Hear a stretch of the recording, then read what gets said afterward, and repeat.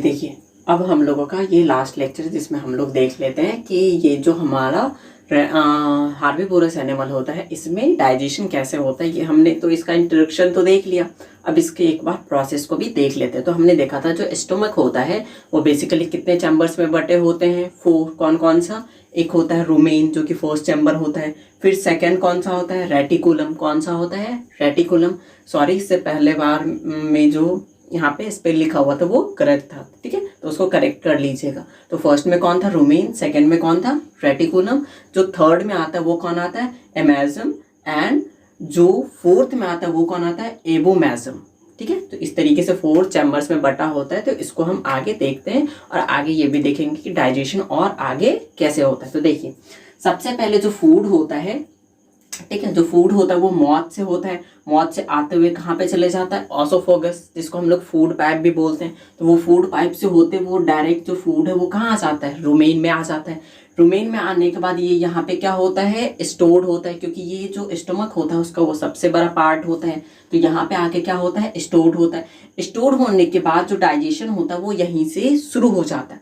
अब डाइजेशन क्या हो गया? यहाँ से शुरू हो गया। तो देखिए, rumen, it is the largest chamber. Cellulose of the food gets digest over here with the help of symbiotic bacteria. ठीक है, यहाँ पे जो बैक्टीरिया प्रेजेंट होते हैं वो क्या करते हैं? यहीं से इसका डाइजेशन करना शुरू कर दिए। सबसे पहले कि वो जो फूड है या फिर जो ग्रास वगैरह है जो कि सेलुलोज के फॉर्म में होता है वो एनिमल के द्वारा खाया जाता है। वो उसके मौत में आया। मौत में आने के बाद जो उसका ऑसोफागस होता है, मीन्स जो उसका फूड पाइप होता है, उसके थ्रू वो जो भोजन होता है वो यहाँ से कहाँ पे पहुंच गया? रुमेन में पहुंच गया।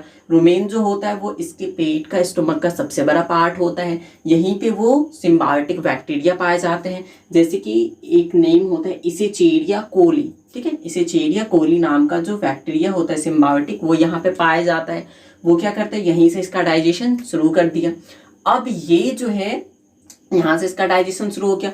अब फर्दर ये जाएगा रेटिकुलम में। किसमें? ये जो रेटिकुलम है इसमें जाएगा। ये रेटिकुलम में गया, ये डाइजेस्टिव फूड रेटिकुलम में पहुंचा। रेटिकुलम में पहुंचने के बाद इसका और डाइजेशन होगा, और डाइजेशन होने के बाद जो है वो एक प्लपी मास में चेंज हो जाएगा। ठीक है, किस में चेंज हो जाएगा? प्लपी मास में, जिसको हम लोग बोलते हैं कर्ड। क्या बोलते हैं? कर्ड। क्या बोलते हैं? कर्ड। तो देखिए, then the food goes the reticulum. यहाँ से जो फूड है वो कहाँ गया? इस रेटिकुलम में गया। रेटिकुलम में जाने के बाद जो फूड होता है वो एक प्लपी मास में चेंज हो जाता है, ठीक है, मांसल रूप में चेंज हो जाता है। और वो कहाँ पे और उसको हम लोग क्या बोलते हैं? कर्ड बोलते हैं। क्या बोलते हैं? कर्ड।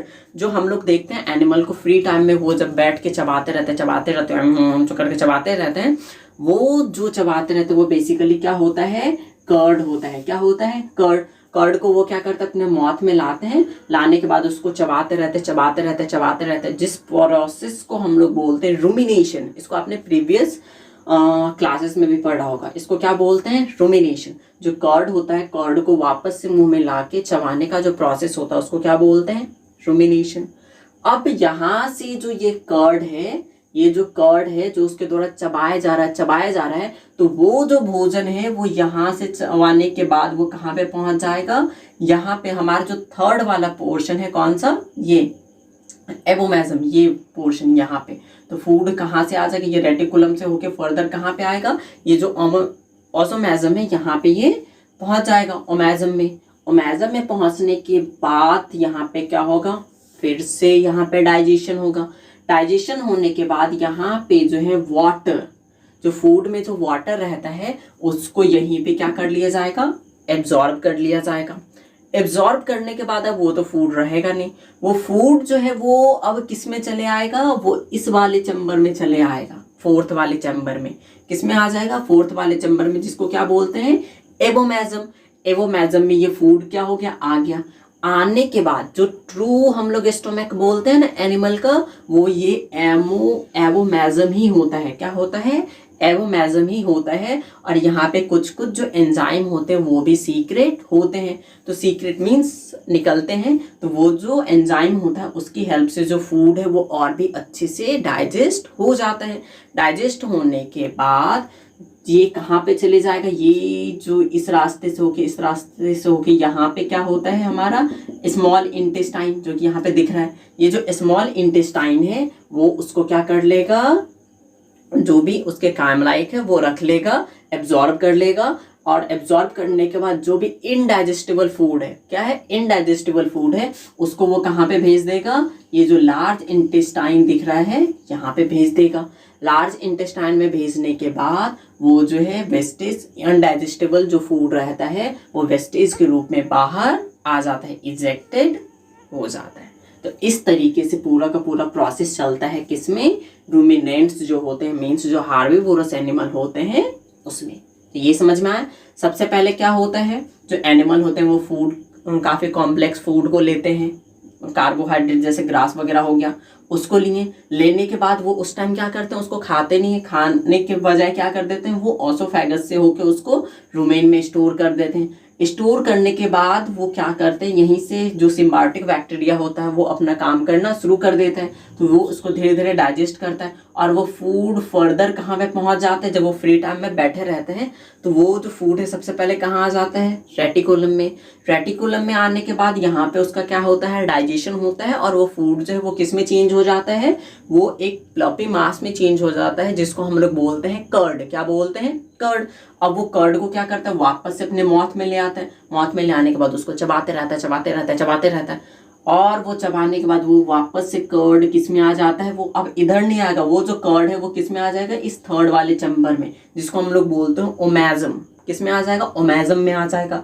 ओमेजम में आने के बाद वहाँ पे फर्दर उसका डाइजेशन होगा। डाइजेशन होने के बाद वो फिर इस चैम्बर से होके किस में आ जाएगा, अपने फोर्थ वाले चैम्बर में आ जाएगा। किस में आ गया, फोर्थ वाले चैम्बर में आ गया, ठीक है, जिसको हम लोग क्या बोलते हैं, एवोमेजम। क्या बोलते हैं, एवोमेजम। एवोमेजम को एनिमल का ट्रू स्टमक भी बोला जाता है, तो ये याद रखिएगा, एनिमल का ट्रू स्टमक किसको बोला जाता है, एवोमेजम को। तो एवोमेजम में क्या होगा, अब यहाँ पे फूड का जैसे हम लोगों में स्मॉल इंटेस्टाइन में कंप्लीटली डाइजेस्ट हो जाता था, तो यहाँ पे भी उसका क्या हो जाएगा, डाइजेशन हो जाएगा। डाइजेशन होने के बाद एक बात और कि ये जो ओवोमेजम है वहाँ पे वाटर एब्जॉर्ब कर लिया जाता है, फिर फूड इसमें आता है, यहाँ पे आने के बाद उसका डाइजेशन हो जाता है। अब वो जो डाइजेस्टेबल फूड है वो कहाँ आ गया, स्मॉल इंटेस्टाइन में, इस वाले पोर्शन में। स्मॉल इंटेस्टाइन में आने के बाद जो भी उसके बॉडी के लिए न्यूट्रिशंस की रिक्वायरमेंट होती है उसको वो क्या कर लेगा, एब्जॉर्ब कर लेगा, और जो अनडाइजेस्टेबल फूड रह जाता है, क्या रह जाता है, अनडाइजेस्टेबल फूड रह जाता है, उसको वो फर्दर कहाँ भेज देता है, इस लार्ज इंटेस्टाइन वाले एरिया में। लार्ज इंटेस्टाइन वाले एरिया में आ गया, तो अब उसको तो रखना है नहीं, रखना है नहीं रखना है, क्योंकि वो तो वेस्टेज है, तो वो वेस्टेज को क्या कर देता है, इजेक्टेड कर देता है, मीन्स अपने शरीर से बाहर निकाल देते हैं। तो इस तरीके से जो रूमिनेंट्स होते हैं उसमें पूरा का पूरा डाइजेशन प्रोसेस चलता है। तो इसको आशा करता हूँ कि ये जो वीडियो है वो आप लोगों को अच्छे से समझ में आया होगा, ठीक है। तो घर पे रहिए, सेफ रहिए, ठीक है, और पढ़ते रहिए।